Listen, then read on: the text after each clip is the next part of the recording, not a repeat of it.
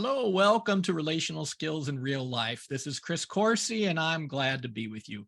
I'm the president of Thrive Today, a Thrive trainer, and the co developer of the Thrive training. Friends, I'm excited about today's focus. What we're going to focus on today are missing relational skills and how to learn when to stop. And these are foundational skills, friends, that'll show up in every interaction you ever have, in your interactions with your family, your friends, your community, your small group, your neighbors, even your interactions with the living God. And so today we're going to just kind of hone in on what can happen when we have no one to speak into our lives to help us recognize when we have skills that are just not working. My family and I recently took a trip up north to go to Traverse City, Michigan. Beautiful place.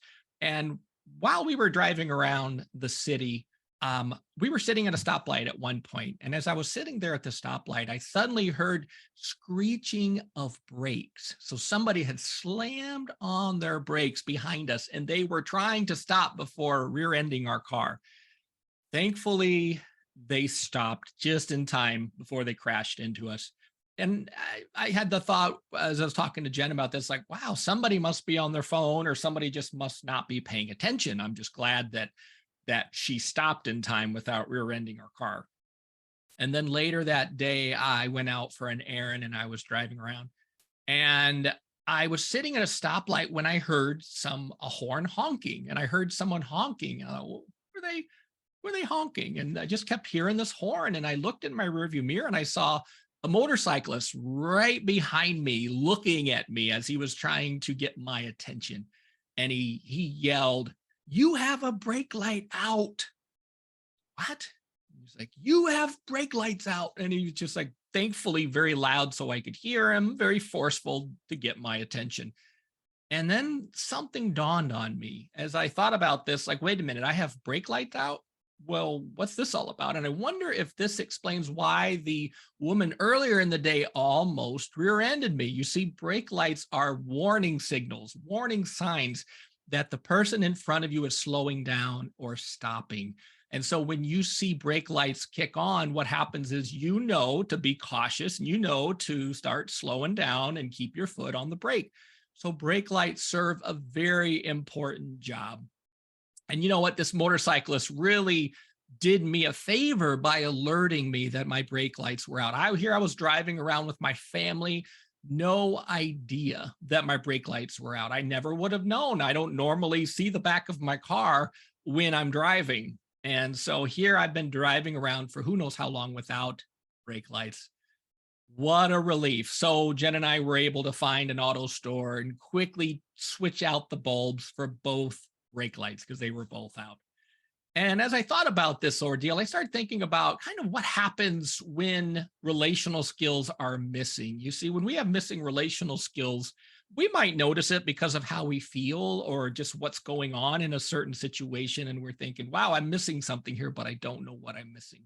But another way that we learn about missing relational skills is we have other people who speak into our lives. So we have friends like this motorcyclist to say, hey, you're missing something important here. You might want to look at this. And so when we're receptive to feedback and we're receptive to input, one of the things that happens is it gives us an opportunity to address those missing skills. And I think of the Wilders, Jim and Kitty Wilder in my life, and they've been those resources to Jen and I and our family, like to help us know when we're missing something, or they observe that just something needs a little more work. So we've had people, we have a small group. I have colleagues and friends that can speak into my life and say, hey, your brake lights are out. You might want to work on this.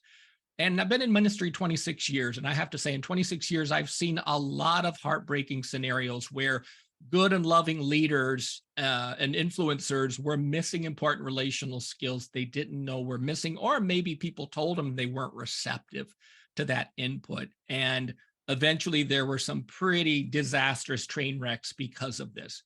They had no one to say, hey, you're not stopping when people need a breather, or hey, you're not attuning very well, or hey, you're not resting. It doesn't look like you're taking care of yourself, or hey, I notice you've been offline a lot. Like, what's going on here? Are you having a hard time? How can I support or how can I pray for you?